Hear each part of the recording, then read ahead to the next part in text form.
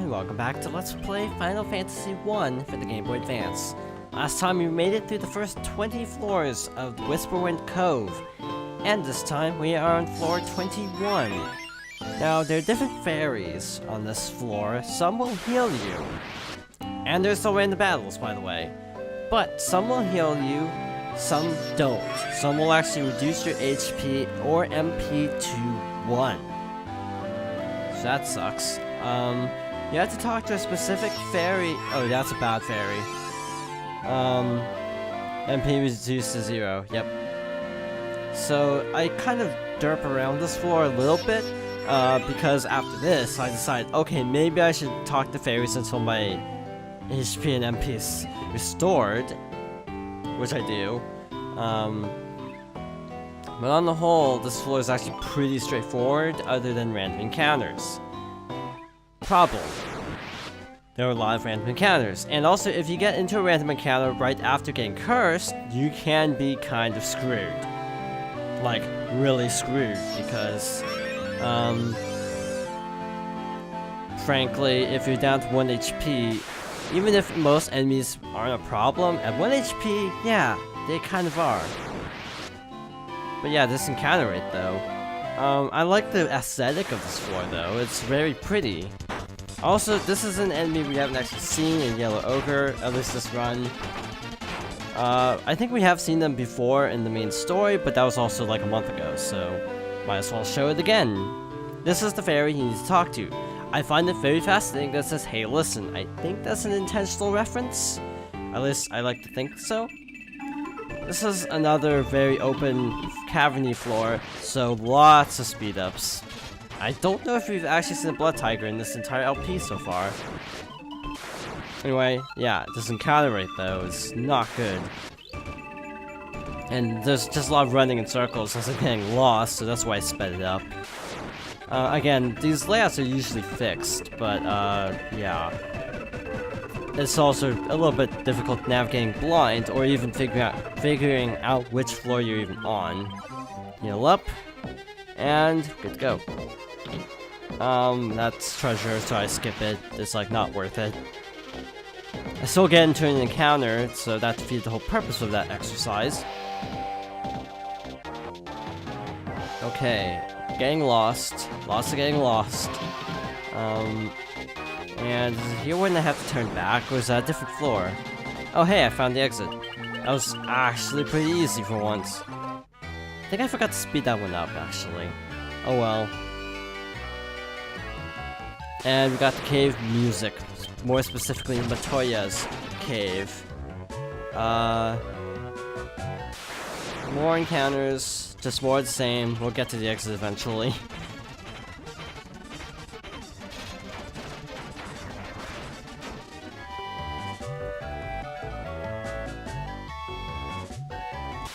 Wow, this floor is actually taking a longer time than I thought. And here's where I'm like, man, this is taking forever. I'm gonna speed this up. So I'm like, okay, maybe I'll show it, but like, not worth it. Not worth it at all. There we go. 26. Wait, did we go through multiple floors in that time? Because I looked away from the screen for a moment, and then suddenly we're on floor 26. I'm not sure when that happened. Was I just being really unobservant? AK not looking at the screen? I don't know, but hey, we're on floor 26 now. Cool. Knockers, don't knock until you try it. I had actually planned to use that pun for a really long time because I recorded this like a month ago. So, yeah, I've been saving that pun for a while. Hate to say it. Devil Wizard, I think we already fought one. Like the King's Wife, but I just wanted to show it in a regular battle. Also, in the later videos, I'm not going to be showing any repeat encounters because, we've already seen everything in these videos. It's just mostly a refresher of some of the enemies. Death Manticores, I think, are new. I'm not entirely sure. I don't know exactly the differences, almost the difficulties, but the differences between the two versions. Like which enemies are unique, and so on. Speed Drink. I think that casts haste, or is that a permanent stat boost? I don't know. I really don't know much about this game. Not as much as I'd like. Now, once you get into like Final Fantasy VII territory, I actually know a lot about that game. Or even Final Fantasy IX I know quite a bit about. I'd love to play 9, but my computer is trash in terms of its CPU, so I don't think it could run Final Fantasy IX. Problem. My PS3 also doesn't work. Problem 2, my PS2 doesn't work either. So I have nothing that can actually play Final Fantasy IX on it. I would literally have to go out and buy another PS3. Yeah, like legit. When I first played Final Fantasy IX on my PS3, it almost killed the PS3 because for some reason it was causing massive overheating. Okay, this isn't the dumb floor. Dark Elemental, you might recognize that from, I think, the Earth Caves? I'm not sure. My memory is so terrible.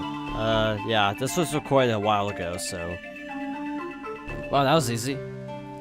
And this is actually a rest floor, as you might want to call it. That's a lot of money, but it's worth it. Get all the MP back for the road. Man, this animation takes forever. I forgot about that.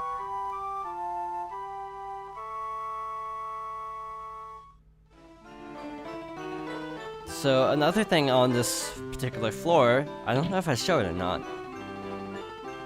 Oh yeah, I just go straight down the stairs, never mind.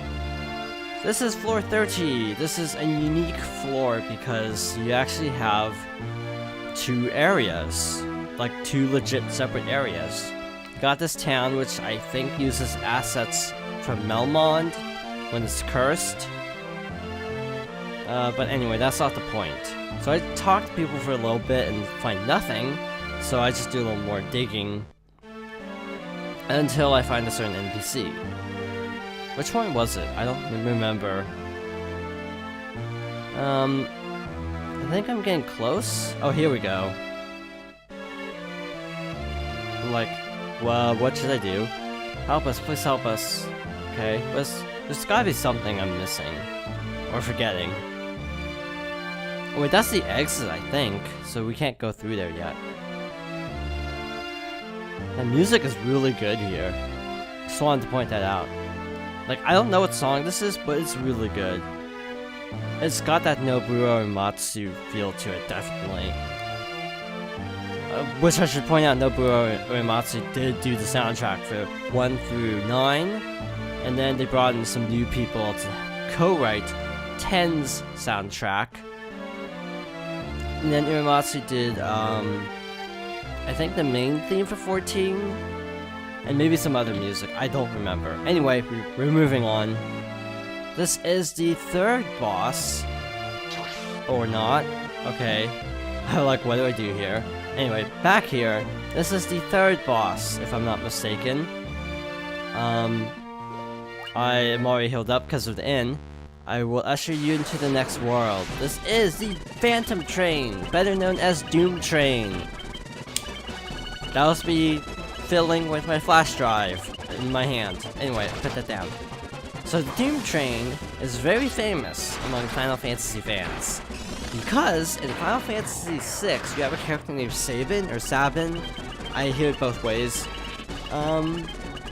He has a move called suplex, which he, like, legit suplexes stuff.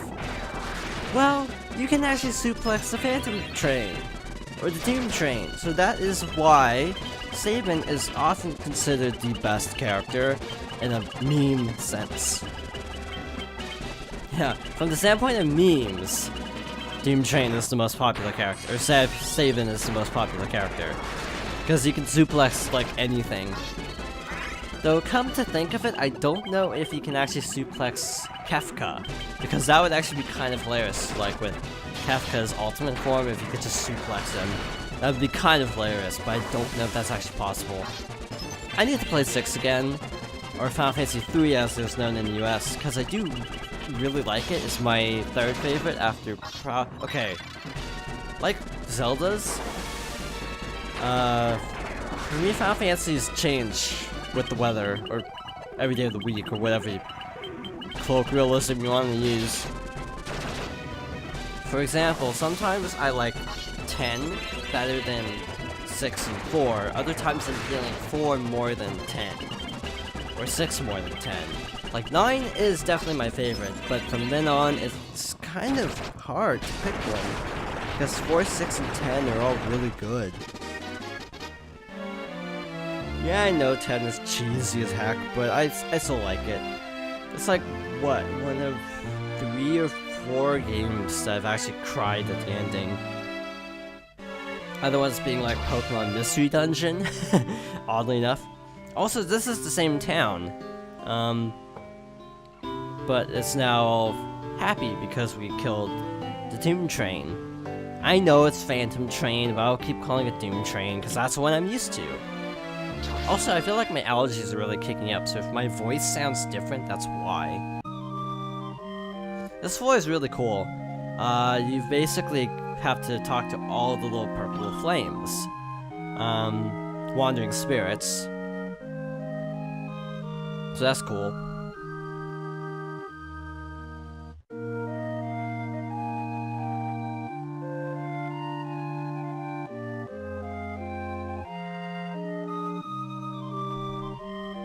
So just rinse and repeat.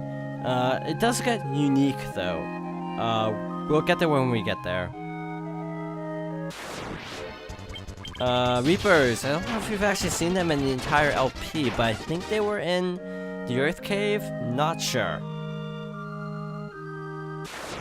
And this is actually Astos, speaking of the Earth Cave. Unfortunately, his level does not scale. So he has exactly the same amount of HP as he did originally. So he goes down in essentially 1 hit. So yeah, kind of hilarious. Mummy! Piscademon. Golden Apple. Hilgigus. Wow, we killed a lot of enemies on this journey. And Vampire from the Earth Cave as well. And again, he has the same amount of HP, so he dies immediately. Anyway, Astos was in the castle. He wasn't in the Earth Cave. Anyway, this is floor 32? I honestly lost track. And a bloody eye. Again, I think they appear in the main story, don't remember. Anyway, this guy goes down really easily, but he also deals a fair amount of damage, so keep that in mind. Unfortunately, I run into quite a few off-screen, so yeah, I kind of got beat up a lot. And I hate floors like this because it's really hard to navigate. Like, to be honest, if this game, or any of the original Final Fantasies had, field encounters, as it's often called, navigating areas like this wouldn't be so bad. Actually, it would still be bad, now that I think about it, because you have the problem of accidentally running into enemies while trying to get through a narrow passageway. I hear DQ7 has that issue. Dragon Quest VII, they added in field encounters instead of random encounters, and that's apparently said to be really annoying because enemies can like spawn on top of you, and that's just like a random encounter. So it's like, wow, that really helps. People are like, wow, Dragon Quest VII is good because it's an old game. Frankly, yeah, it's an old game. What do you expect? It was a PS1 game back in the, what, 90s? Dragon Quest VII? Or Dragon Warrior 7, as was known in the US. I think Dragon Quest 8, or one of the spin-offs, was the first to actually be called Dragon Quest. Which brings up the question in my mind of, why did they change the name? Why is it Dragon Warrior originally? Also, don't expect a Let's Play of Dragon Quest Builders, because I'm terrible at Minecraft. Dragon Quest so apparently... Yeah, I'm actually legit curious about the name change, so give me a moment. Name change. Why did they change the name? Okay, that's not what I was looking for.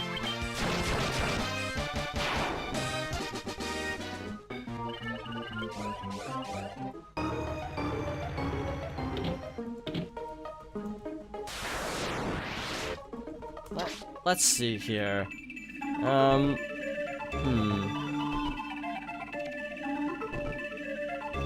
Okay.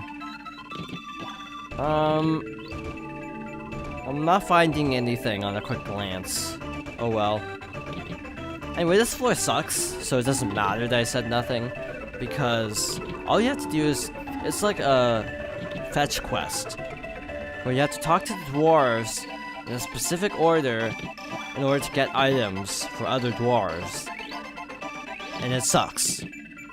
That's why I sped it up 4 times, because it's like, it's really tedious. I mean, I could have looked up a guide to just figure out which dwarves to actually talk to, but I didn't feel like it. That would kind of break the flow of the LP. But then again, wandering around for 10 minutes wasn't exactly a good use of time either. So, while we're doing this, would I ever LP a Dragon Quest game of any kind? Probably. I'd probably do the original. No, yeah, I'd probably want to go in order.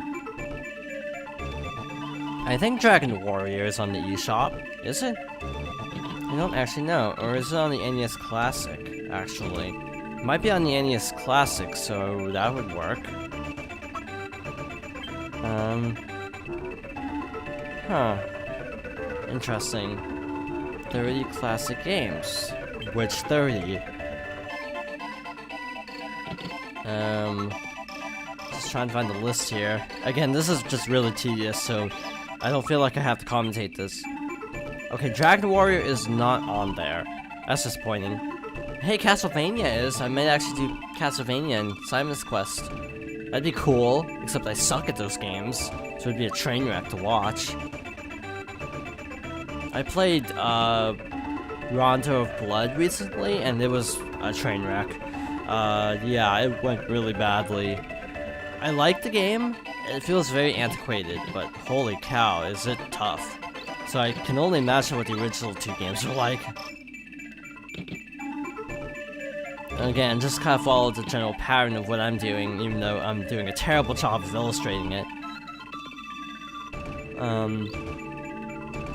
Yeah. Final Fantasy 1 was definitely not a good Final Fantasy to do. 4 would have been much better, because it's not as antiquated.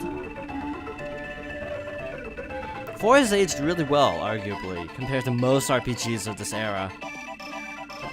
Comparatively, well, SNES was kind of the golden age of RPGs. It's often considered the golden age of RPGs. I can't argue with that, because there were so many good RPGs in the 80s. Or the 90s. There was Chrono Trigger, there was Secret Mana, there was Final Fantasy 4, 5, and 6. I haven't played 5, by the way. And so on. So, it's hard to really beat all those really popular games. Anyway, we're finally done with this floor. So, once this golem slowly moves out of the way, we can move on. Thank you for watching, and I hope you join me next time for more Final Fantasy 1.